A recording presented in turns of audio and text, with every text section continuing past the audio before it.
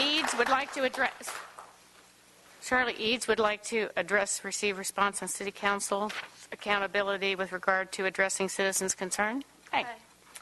Charlee Eades, 14 Poppy Trail. Hi. Hi. I'm here today to plead with the City Council to respectfully address the concerned public regarding the senseless and unnecessary addition of toxic fluoride to the public drinking water. There are very few outlets available to citizens to voice complaints or bring light to very serious health practices. I find it appalling that citizens of this city would have to attend upwards of 6 monthly meetings where they are allotted a mere 3 minutes of your time each to get the council's attention. During this time period, these citizens have received only one formal response from the council, and this presentation was from a city-paid official who essentially read off a satisfactory report card for the water entering the bodies of theoretically every single person in this city, be it through direct consumption of public water or through food prepared with the same.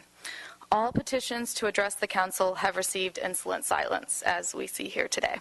We're talking about poison. We're talking about a chemical proven to cause a very painful bone condition called skeletal fluorosis.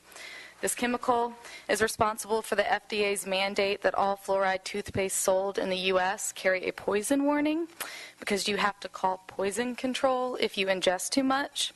This is for a chemical that is not only in our water and therefore in our food, but in actuality is specifically added to our water supply by you every day.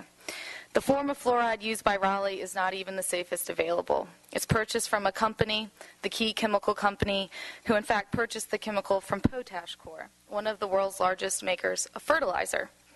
So here we have water, which we all know is critical to our very existence, that through the addition of hexafluorosilicic acid actually increases the risk of chronic ailments such as arthritis, thyroid disease, cancers, bone fragility, and gastrointestinal distress. Water is fundamental to literally all life on Earth, yet the government can't produce any that doesn't raise the risk of these chronic diseases for every single person in its cities.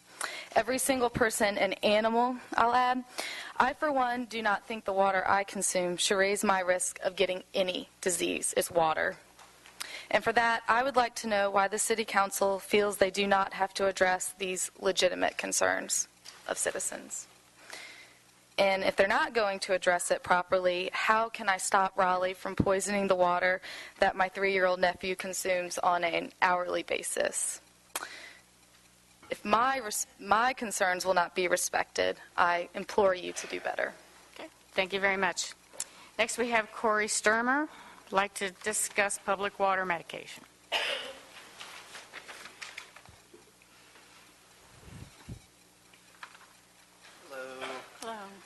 My name is Corey. I live on 14 Poppy Trail. We've already heard from some folks who made some shocking allegations about fluoride. And according to them, they say that it's poisonous. But according to past council meetings, it has been established that the city's official position on public water fluoridation is that it is, on balance, beneficial to the treatment of tooth decay and prevention of cavities, right? Well, just so everybody knows, that is the official position. And Mayor McFarland was a pharmacist prior to becoming mayor, right? So you are well aware of many of the drug laws that exist and are on the books and actually apply to everyone here. And according to the FDA, I'm sure Ms. McFarland can corroborate, a drug is defined as any article intended for use in the diagnosis, cure, mitigation, treatment, or prevention of disease in man or other animals, and any article intended to affect the structure of any function of the body of man or other animals. So, based on the FDA's own definition, this classifies fluoride as a drug because it's added to the water to help our teeth. And therefore, it can be said that the city of Raleigh is medicating their water supply. Now, just to show of hands, who is against medicating the water supply? Just raise your hands. Okay, so I'm not the only one here. In your experience, Ms. McFarland, aren't you supposed to be licensed in order to practice medicine? Do you not require a prescription from a doctor in order to get medicine from a pharmacist? Yes. So the point here is that the city of Raleigh is attempting to play the doctor of every citizen by claiming to provide them with a product that prevents, medicates, or cures dental cavities, and therefore is in violation of North Carolina state and United States federal law. The onus is now on you, the council, to follow your own laws and correct this 60-year-old crime against the citizens' health and medical freedom. Thank you very much. Thank you, guys. Next.